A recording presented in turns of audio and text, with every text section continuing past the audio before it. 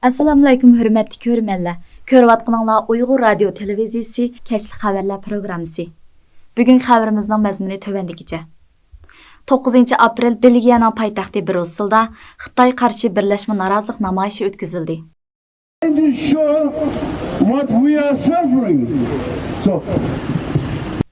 2019 yili 9-aprel Belgiyaning poytaxti Brusseldagi Xitoy Yevropa ittifoqi oliy darajali uchrashuv bo'layotgan bino oldida Xitoy qarshi birlashma norozilik namoyishi o'tkazdi.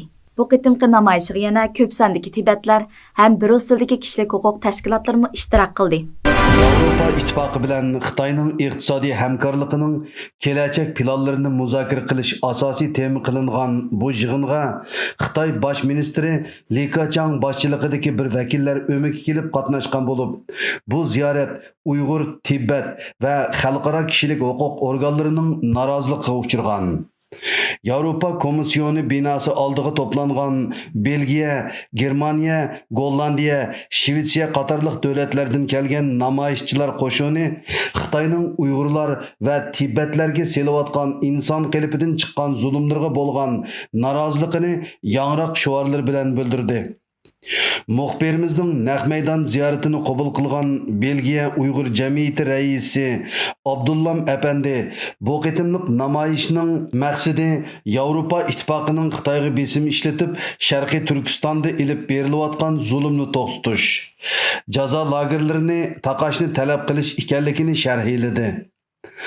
Namoyishga kelgan Dunyo Uyg'ur qurultayining muavin raislaridan Turg'unjon Alovuddin, Farhod Muhammad, Yevropa Sharqiy Turkiston muarif jamiyatining muavin raisi Ubulqosim Abliz, Fidoilar ekranining qurg'uvchisi Ahmadjon, siyosiy aktivlarimizdan Najmiddin Qorluq, Alishir qatorliqlar bugungi namoyishning ahamiyati haqida ayrim to'xtaldi. Jalat Xitoyning hukumatining bizning vatanimizda qilayotgan zulmining avtori ham shu qirg'uvchi odamlarning beshi rahbari mashhur turdi. Lekin chunki hozir nima Yevropa birligining rahbarlari bilan ko'rishyapti. Bizning bu yerga chiqqanimizning sababi ham maqsadimiz shu Yevropa birligidagi rahbarlarga xalqarалық besim işletiş, Xitoy hukumatiga ham bo'layotgan zulmni to'xtatish. Assalomu alaykum qarindoshlar. Bugun 4-9 Brusselda Yevrokomissiyaning oldida namoyish qilib turibmiz. Bugungi namoyishimizning maqsadi bugün bu Yevrokomissiyaning ichida Xitoy xalqatlarining hukumatining rahbari Li Keqiang shu Yevropa birligining rahbarlari bilan ko'rishyapti. Shuningga qarshi biz mana shu namoyishni qilyapmiz. Ham bizning bu talablarimizning biri Yevropa birligidagi rahbarlarga Xitoyga xalqaro besim ishlatish, ham u yerdagi vatanning ichidagi bo'layotgan zulmni to'xtatish, lagerlarni yepish, shunga o'xshash talablarimiz bor. Ham o Xitoyga sanksiyalarni ishlatish. Bugün bu Li Keqiang degan Xitoyningki vakili bugün bu Yevropa ittifoqiga kelib kishilik huquq haqidagi siyosatlarni bazarsizlash oldida turayotganligini anglagandan keyin dunyoning hamma yerlaridagi Uyg'ur qarindoshlar, Sharq Turkistonliklar bu Xitoyning abtibashini ichib tashlash, uning saxtipazligiga dunyoning aldanmasligi uchun bu yerda o'zininki sadosini yangritish maqsadida jam bo'ldi. Biz ham oilamiz bilan keldik. Men Gollandiyadan keldim masalan. Yevropa ittifoqiga tabi jimi davlatlardan asosan qarindoshlik kelyapti. Bizning bu qiyinimiz garchi cho'ng ishlarni bek o'zgartirmagan taqdirdami, ammo bola yig'lamasa ona emchak sanmaydi. Uning uchun biz vazifamizni ado qilaylik, qog'inni Allohga qo'yaylik. Rahmat. Assalomu alaykum qarindoshlar. Hozir biz Belgiyaningki o'sha Yevropa parlamenti oldida. Men Gollandiyadan keldim. Bugun Xitoyningki ministerlardan biri Li Keqiang degan Xitoyningki mishaga kelganlik uchun Tibetlar bilan Uyg'urlar birlikda namoyish etib beryapmiz. Inshaalloh bu namoyishimiz to'liq bo'lsa, xalqimiz uchun bir foydali bo'lsa, inshaalloh bundan keyingi ishlarimiz ham yaxshi bo'lishini umid qilaman. Qarindoshlarimizning shunday faoliyatlarga aktiv qatnashishini, shunday faoliyatlarga aktiv ovoz qo'shishni umid qilaman. Rahmat. Bugün Xitayning savdo ömrüğünün bir bölük vekilleri Avrupa İttifaqı bilan bazı savdo to'xtamlarini imzolashga kelibdi. Biz bunun qarta Xitayning bu faoliyatiga Avropaning sagak bo'lishini chaqirish uchun bu yerga yig'ilib o'tiribmiz. Menimcha bu namoyishning ahamiyati boshqa vaqtlardagi har qanday bir namoyish qaraganda taxmin cho'ng. Chunki Avropa İttifaqı Xitayning bak cho'ng savdo sherigi Navada Xitayning Avropa İttifaqı bilan bo'lgan navbatdagi savdo to'xtami amalga oshib qolsa, Xitoy texmi kuchaydi, bizni bostirish uchun, kampaniya yurishtirish uchun texmi cho'ng mablag'ga ega bo'ladi.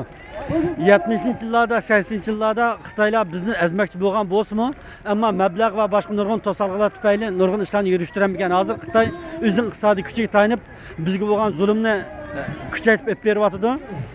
Shunga Xitoyning iqtisodiga zarba berish, Xitoyning Yevropa bilan bo'lgan iqtisodiy hamkorligiga zarba berish bizning navbatdagi xalqimiz duch kelgan zulmga qarshi turishda kam bo's bo'lmaydigan tadbirlarni bir deb qarayman. Shu sababdan bu namoyishga keldim. Rahmat.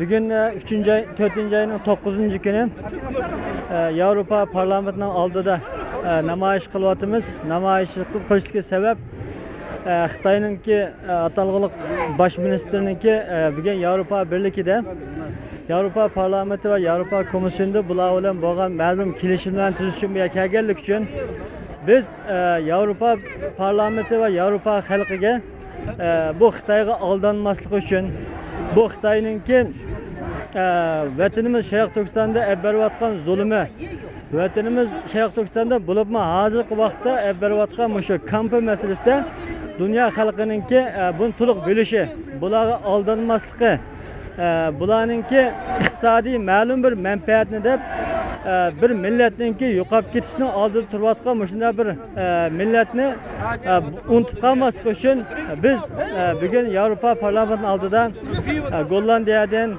va boshqa Germaniya, Belgiyadan bo'lib kelgan Uyg'urlar bilan birlikda namoyish qilib turyapmiz. Biz boshqa yerdagi qarindoshlarimizni kelamgan qarindoshlarimizni har doim Xitoyga qarta qarshiligini, Xitoyning siyosiy qarshiligini, o'zimizningki vatanimiz Sharq Turkistonninki hurriyati uchun har doim harakat qilishni so'raymiz.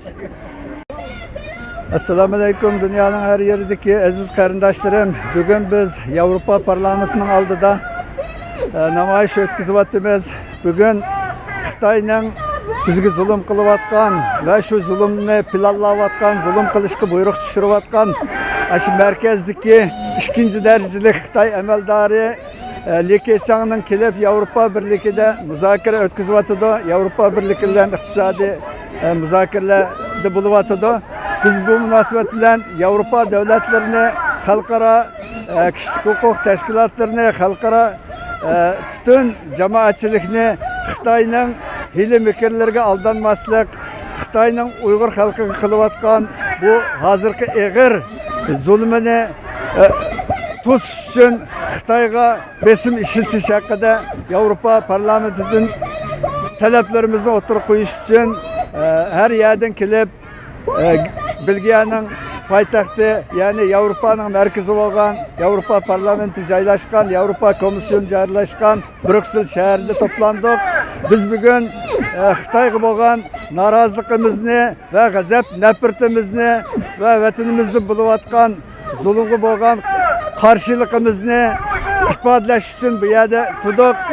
Biz butun vujudimiz bilan butun dunyodagi Uyg'urlar birlikda bir niyat, bir maqsadda Xitoyning hozirgi elib berayotgan vatanimizdagi inson qalbidan chiqqan zulm bo'libmi jazo lagerlariga solinayotgan qarindoshlarımizga bo'lgan zulmni to'xtatish va vatanimizning xalqimizga erkinlikka erishtirish, xalqimizni eng oxirida uzil-kesil mustaqillikka erishtirish uchun bütün kuchimiz, bütün vujudimiz bilan birlikda harakat qilishimiz kerak. Albatta, shuning bir qancha bosqichidan bo'lgan shu namoyish orqali norozilik bildirish, o'zimizning arzu-armonlarini ifodalash, maqsadimizni, g'oyamizni ifodalash uchun bu Yevropa Parlamentining oldiga keldik. Biz bundan keyin bu kurashlarimizni mangu to'xtatmaymiz. Toki vatanimiz mustaqil bo'lib, shu bayroq shu vatanimizda lapildigicha biz bu kurashni davomlashtiramiz. Rahmat. Assalomu alaykum aziz qarindoshlar. Oldi bilan Uyg'ur radio televiziyasini alayda rahmetimni aytaman. Bugun biz Dünya Uyghur Qurultayı'nın korulaştırışı, Dünya Uyghur Qurultayı, Vakalatsiz Milletler Teşkilatı ve Erkin Tibet Hareketi Teşkilatı'nın birlikte uyuşturucu bilen biz bu Bilgen paytaxtı Brüksel'deki Avrupa Komisyonu'nun aldığı bu binada narazılık namayışı ötküzüp atımız. Bugünkü bu namayışını ötküzüşteki maksidimiz hazır muşu dakikalarda muşu vakitte Xitay'nın baş ministri Li Keqiang başçılığı Xitay vekiller ömügü bilen bu Avrupa Komisyonu oturusida çoğun müzakere bulawatıdı. Bu ayının 5'inde Avrupa Komisyonu bilen Xitay oturusu 21. qitimli kişilik hukuk diyalogu bolgan ve diyalogunu keyini ulapla bugünkü bu Li Keqiang başçılığı heyet bilen bu çoğun müzakere bulawatıdı. Bizning maqsadimiz bu yerga namoyish qilishki maqsadimiz oldi bilan mustabid kommunist Xitoy hukumatining Sharq Turkiston xalqiga yurgizib atgan irqiy qirg'inchilik siyosatini fosh qilish, uning g'azab nafratimizni bildirish, la'nat o'qish va shundaqla bu yerda vatan ichida jazo lagerlarida, turmalarda azab uqubat chekayotgan millionlagan begunoh qarindoshlarimizning yurak sadosini bu yerda Yevropa Komissiyoniga, Yevropa Ittifoqiga, Yevropa Parlamentiga va shundaqla butun dunyo jamoatchiligiga bildirish maqsadida biz bu yerga kelyapmiz va bugun biz bu yerda Tibetliklar, Sharq Turkistonliklar, ya'ni Belgiyadan, Gollandiyadan, Germaniyadan kelgan qarindoshlarimiz to'plandik bugungi namoyishga. Biz yana Yevropa Komissiyonidan bugungi muzokarada Uyg'urlarningki bu yerdagi navbatdagi vaziyatni nazardan soqit qilib o'tmaslik va Xitoyning Uyg'ur xalqi ustidan yurgizayotgan jinoiy qilmishlari sababidan Xitoydan hisob so'rashni bu yerda talab qilamiz va Yevropa Komissiyasida Xitoyga jiddiy besim shakllantirib, Sharq Turkiston ta'sis qilgan jazo lagerlarini darhol taqashni, u yerda begunoh yetayotgan millionlagan qarindoshlarimizni shartsiz qo'yib berishni buni biz talab qilamiz. Shundaqli Yevropa Komissiyasidan biz yana Sharq Turkistonda o'tkazgan jinoiy qilmishlari sababidan bu yerda Xitoyning rahbarlariga qarata bu yerda qonun jihatdan bo'lsin, iqtisodiy jihatdan bo'lsin embargo yurgizishini biz talab qilamiz va shundaqla bugungi bu muzokarada Sharq Turkiston masalasining, Uyg'urlar masalasining, bu jazo lagerlari masalasiniki nuqtali holda bu yerda Li Keqiang boshchiligidagi hay'atning yuziga o'tirg'a qo'yilishini biz jiddiy talab qilamiz. Rahmat. Today is the 9th of April 2019 and Chinese Prime Minister Mr. Li Keqiang came here to EU summit. Hürmetli körürmenler, bugünkü xabarimiz müşahede ayaqlaşdı. Kelar qitimli xabarimizda ko'rishaylik. Xayr xo'sh.